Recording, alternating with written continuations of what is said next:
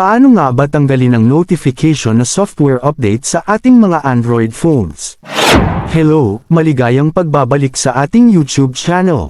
Sa muli ako po si Tibers at sa video na ito ay tuturuan ko kayo kung paano tanggalin ang software update notification sa ating mga Android phones. Marahil, simple lang itong problema na ito o hindi naman dapat ikabahala. Pero alam ko na may mga taong hindi komportable na may mga nakatambak na notification sa kanilang mga Android phone lalo na at sa tingin natin ay hindi na ito nawawala o normal na lamang ito sa ating cellphone. Well, sa video na ito tutulungan kita kung paano ito tanggalin. Pero bago ang lahat ay kung hindi ka pa nakasubscribe sa aking YouTube channel ay mas mainam na mag-subscribe ka na para palagi kang updated sa mga video na ibabahagi ko dito para sa inyo. Maraming salamat po. Para mawala na ang system update notification sa phone mo ay ganito lang ang gawin mo. Pumunta ka lamang sa settings.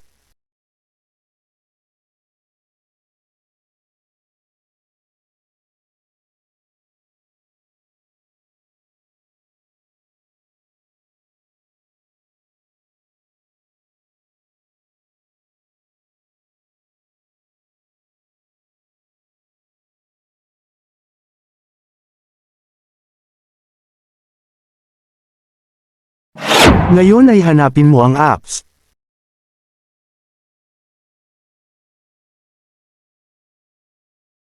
Pindutin lamang ito.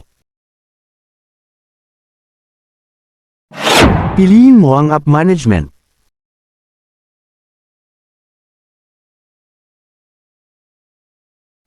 Ngayon kapag nandito ka na ay kailangan nating mapunta sa mga nakatagong system apps sa phone natin. At para magawa mo ito ay pindutin mo lang ang tatlong tuldok sa taas.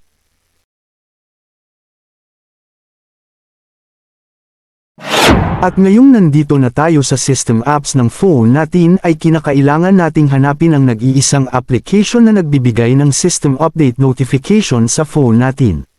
Sa totoo lang medyo mahirap itong hanapin dahil sa dami ng system applications sa phone natin.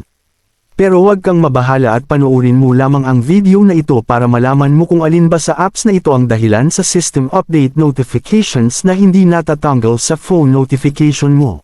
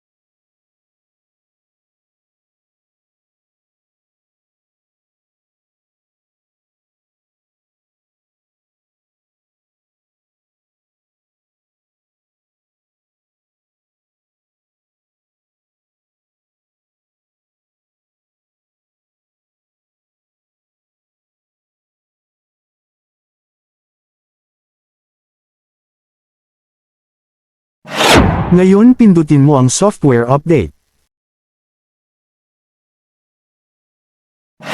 Pindutin mo naman ang storage usage. At para tuluyang mawala na ang system update notification ay pindutin mo lamang ang clear data.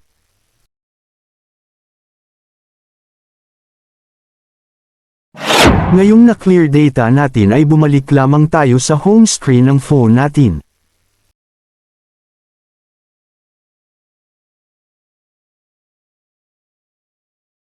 Ngayon tignan natin ulit kung nandito pa ba ang notification na system update. Kung makikita mo wala na yung notification. Sana nakakatulong sa iyo ang video na ito. Maraming salamat at sana may natutunan ka sa ating video ngayon.